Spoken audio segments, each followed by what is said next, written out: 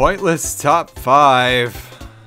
I probably shouldn't record this after drinking a bit. So bullet hell games are fun, there's lots of shit to dodge, and you have yourself a good time, and there's a lot of them, so we can put them into a list. And why wouldn't we put these into a list? Because stupid lists on YouTube get a lot of money, so yeah, let's do that now. Number 5.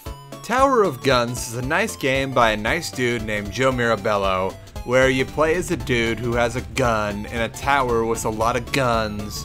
And also the tower itself might be a gun, I'm not quite sure. There's just a lot of guns in this game, and when you have a lot of guns, there are a lot of bullets, so there's obviously bullets everywhere, but it's in 3D, so you don't have to like strafe in 4 directions, you gotta strafe in all directions. And yeah, I personally had a lot of fun with this. I played the crap out of this. I put it on this list because more people should buy it. Oh, by the way, there's a sequel coming out, that's nice. Number 4. Devil Daggers is a cool game made by some dude, or maybe it's a girl, I don't know, I didn't look it up, where rather than dodging thousands of bullets, you're dodging thousands of hellspawn, and everything's crazy, and it's considered impressive if you get past the 60-second mark. And while this game never got much international renown or lots of popularity, there's a small but very dedicated community that's entirely bent on pushing forward the world record time of this game second by second. I think it's at like 15 minutes now, which if you go watch these videos, it's absolutely bonkers. This game is cheap and it's definitely worth owning if you just need something to like put you in your place every now and again when you think you're good.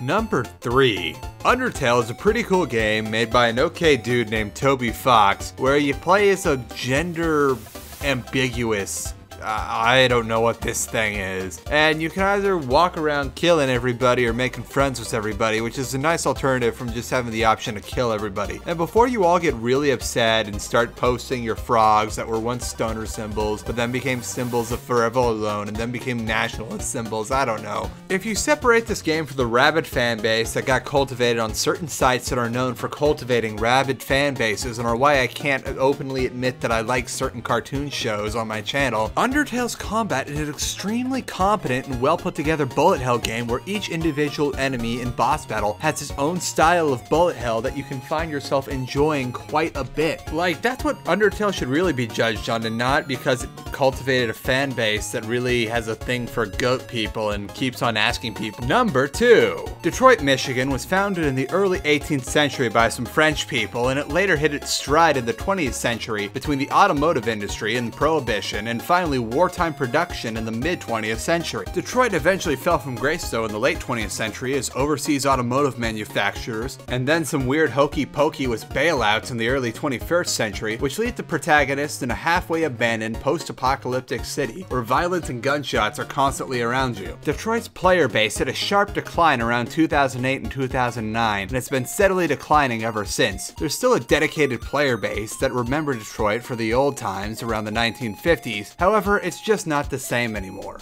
Number 1. Prepare your YouTube comment now. Gradius is a really cool space shooter game dating back to the Nintendo Entertainment System made by Konami, where you play as a spaceship guy on a planet called Gradius where some dudes are invading or something. Fuck you, it's my video. I'll make number 1 whatever I want.